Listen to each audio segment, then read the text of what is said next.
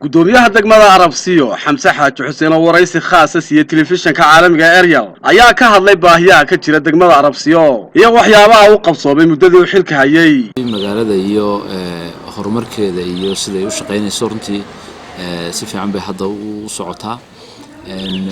wax badan runtii waa noo hirgalay oo ay ka mid yihiin wax weeye wadada New Lairko ka imanaysa from Hargeysa to Kalabeed oo kale runtii waa wada aad iyo aad loogu reeyay loona baahna magaalada Arabsiina runtii wax badan bay u tartay waayo waxa ogtiin baahiyaha ugu badan waxa weeye ka jiray inteena galbeedka wadooyinku koow ay ka ahaayeen runtiina maanta soo socodkii Hargeysa ilaa Arabsiyo aad buu runtii u fiican yahay waxaana soo maraysaa ilaa Galowli hadda wadadu way socotaa waana waxaynu u baahnay runtii magaaladana wax badan bay u tartayo dhis cusub kala iibsi beerihii runtii booyadihii waxa ogtiin galbeedka magaalada Hargeysa badankeeda in booyaduhu ay waxa weeye u soo waraab doontaan Arabsiyo runtii soo socodkiiba wuxuu noqday soo socod aad u wanaagsan iskuna soo dhaweeyay waxa weeye bulshooyinkii caasimadda ilaa degmada Arabsiyo waa meel loo dalxiis loo yimaado waxyaabo badan ay ka mid tahay khudradda waxa weeye biyaha ay booyaduhu ka dhaaminayaan runtii waxa soo dhani dadka degan oo runtii dad ka shaqo tagaan Hargeysa uga shaqo tagaan intaas runtii waa wax lagu farxo aad iyo aad bay runtii magaaladu u fiican tahay dhaqaaqeeduna aad buu wanaagsan yahay oo dhulka la iibsanayo iyo beeraha la iibsanayo iyo waxa weeye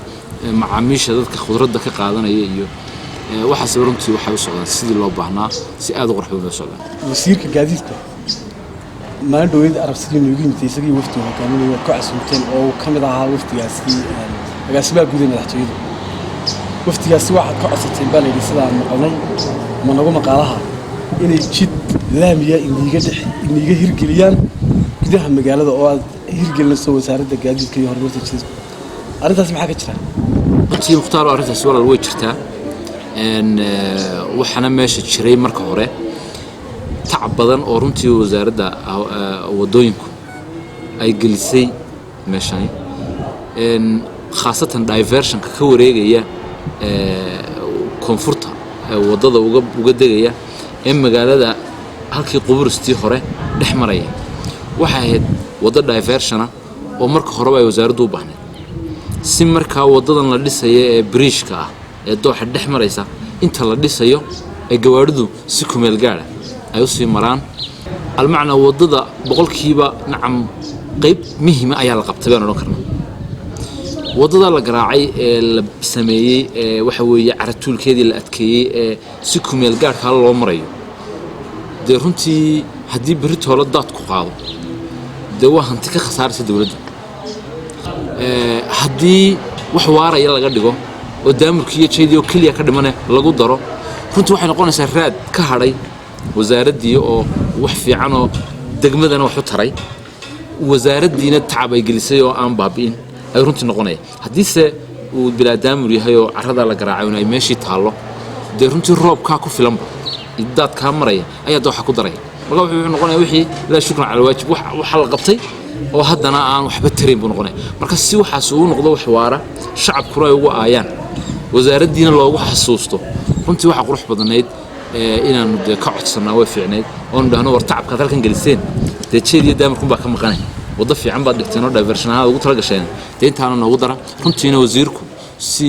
xilkasnimo leh si mas'uuliyad leh runtii culus ayuu uga jawaabay isaga iyo ninka mashruuca qaatay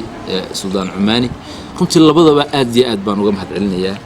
muddadii aad magaalada Arabsiyo joogteen horta wax badan baa qabsoomay oo aan qabsoomin muddooyinkii hore haddana wax badan oo dhiman baa jira oo baahiyo badan baa Arabsiyo ka muuqda oo idinka dhaqaalihiina aan kafin karin Arabsiyo waa bila dhaqtar maxaa idinka qorshaysan in bulshadii caafimaad bay u baahan tahay oo bulshada inta laga magaalada Arabsiyo ku nool dhaqtar bay u baahan yihiin in magaalada dhaqtar loo dhiso maxaa idinka qorshaysan kama walaal runtiina kulli qofku marka uu qof ganacsada yahay garab taagan runtii dawladda waxyaabihii dawladdu u gmanay dawladdu ma wada qaban karto 100% laakiin runtii dadaalka inta ay dadaal karayso way wada waxaanu diyaar u yahay baxsanay inuu dhiso dhakhtarkaasi waana ku rajo weynahay inuu bilaabmi doono dhawaan oo waxa weeye hawshiisa runtii aad arki doontaan insha Allah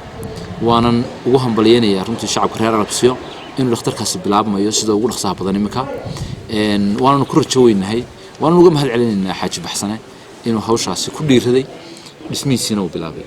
gudoomiye waxa jira wadooyin badan oo Arabsiyo xiran adiga inta maamulka ahayd hortaano wixnay garan waaba ka baxay jeexjeexiye noqdeen dadkii xaafadaha ay hormariyeen dhagaxaan bay ku gureen gaadiid ma mari karo qofka dirqi ku maray wadooyinkaasi garan waal ka baxay jeexjeexan noqdeen maxay idin ka qorshaysan maamulaha wadooyinka xidhmay wax badan waanu furnay wadooyin badan waanu furnay runtiina way jiraan wadooyin badan oo xidhan wadooyin badan oo wali aanan gaarin way jiraan runtii waxaanu gaari weynayna runtii waxa weeyaan hawlaha hadba aanu qabanayno dhaqaalahan la soo galay iyo waxaan ku qabanaynaa boqolkiiba isma wada waafaqayaan marba qayb baanu runtii qabanaynaa hadba intii taalkayo aanu helnay waxa weeye dakhliga degmadu ay yeelato bad dhaqaaqaysa gudoomiyaha degmada Arabsiyo Xamse Xaaji Xuseen mar aan wax ka weydiiyay wax qabadka maayarka magaalada Gabiley Mudane Maxamed Amiin Cumar Cabdi ayaa waxa uu ku jawaabay sidoo aragtaa wax horumarka Gabiley ka hirgalay adigu ka maamul ahaan maadaama degmadhigaaga ay tahay runtii degmada Gabiley maamullo kala duwan baa soo maray maamul walbaana halkii ay taagneed uu ka sii qaaday maamuladii horena waan uga mahad celinaynaa waxay qabteen kuwan hadda joogana runtii aad bay ugu ammaanay waxay qabteen khaasatan waan ku ammaanayaa degmada Gabiley iyo maayarka Gabileyba wax qabadka muuqda ee shacabku u qabanayo dadku runtii cabasho way iman kartaa oo qofku markuu mas'uul yahay waa laga caban karaa laakiin runtii waxaan leeyahay boqolkiiba boqol dhinacaan ka taaganahay wax badan oo la qabtay baa jira wax badan oo runtii qabsoomay oo si wanaagsan u socda baa jira wax badan oo rajo laga qabo inuu si fiican u socdo baa jira runtii waan ku ammaanayaa walow aanan internally gudaha aanan war ka haynin laakiin sida guud sawirka guud aan hayno Hargeysa deganayo runtii gobolka waan ka war hayay maanta oo soo dhawaho Arabsiyo deganaho waan ka war hayaa marka runtii maayarka aad Mukhtaar Nuux Ibraahim Ariel TV gobolka Gabiley